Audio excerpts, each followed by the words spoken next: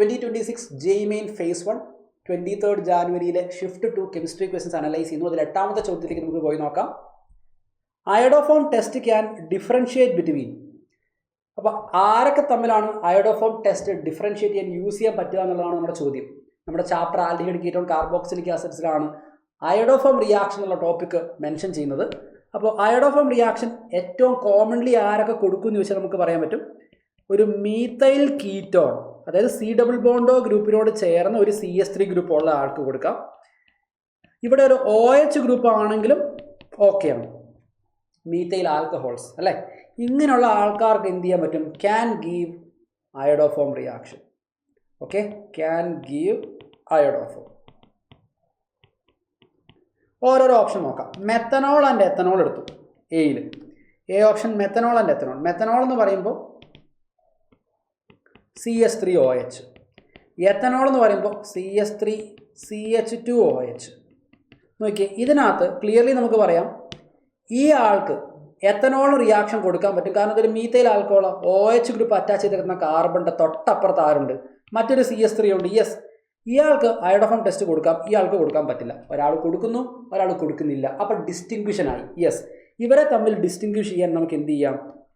അയോഡോഫോം test use ചെയ്യാം. അടുത്ത കൊടുത്തിരിക്കുന്ന കാർബോക്സിലിക് ആസിഡ്സാണ്.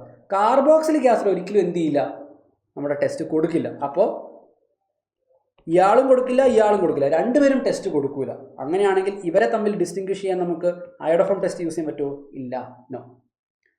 അടുത്തത്, അപ്പോൾ രണ്ടും ആസിഡ്സ് ആട്ടോ. അപ്പോൾ ബി ഓപ്ഷനിൽ രണ്ടുപേരും ആസിഡ്സ് ആയതുകൊണ്ടാണ് നമുക്കത് യൂസ് ചെയ്യാൻ പറ്റാത്തത്. ആസിഡ് ആൻഡ് ആസിഡ്, രണ്ട് ആസിഡുകളും ഹാലോഫോം ടെസ്റ്റ് അല്ലെങ്കിൽ അയോഡോഫോം ടെസ്റ്റ് കൊടുക്കില്ല. So you can eliminate these two. ഇത് നമുക്ക് ഡയറക്റ്റ്ലി ഒഴിവാക്കാം. ഇയാളും കൊടുക്കില്ല, ഇയാളും കൊടുക്കില്ല. ഓക്കെ, ആസിഡ് ആൻഡ് ആസിഡാണ്. സി ഓപ്ഷനിലേക്ക് വരുമ്പോഴത്തേക്ക്, അല്ലെങ്കിൽ സി പെയറിനകത്തേക്ക് വരുമ്പോൾ സൈക്ലോഹെക്സീൻ ഉണ്ട് ആൻഡ് സൈക്ലോഹെക്സനോൺ ഉണ്ട്.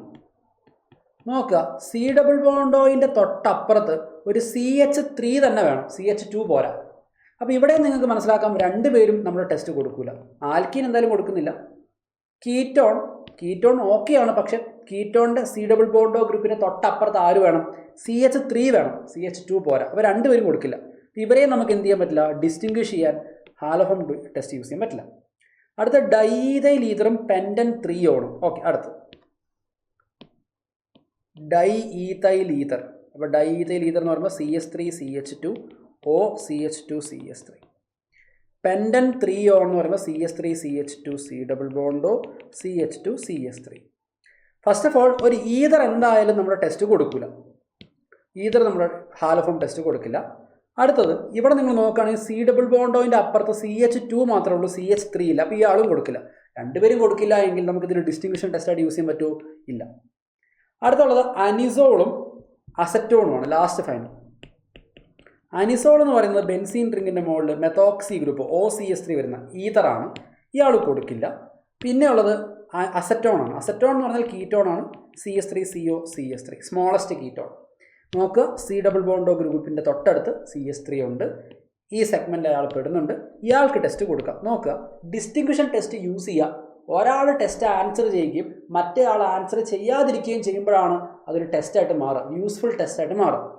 രണ്ടുപേരും കൊടുത്തിട്ടും കാര്യമില്ല, രണ്ടുപേരും കൊടുക്കാതിരുന്നിട്ടും കാര്യമില്ല. ഒരാൾ കൊടുക്കുകയും മറ്റേ ആൾ കൊടുക്കാണ്ടിരിക്കുകയും വേണം.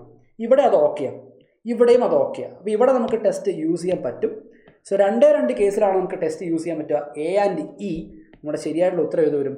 ഓപ്ഷൻ 1 വരും. 1 ഈസ് എ റൈറ്റ് ആൻസർ.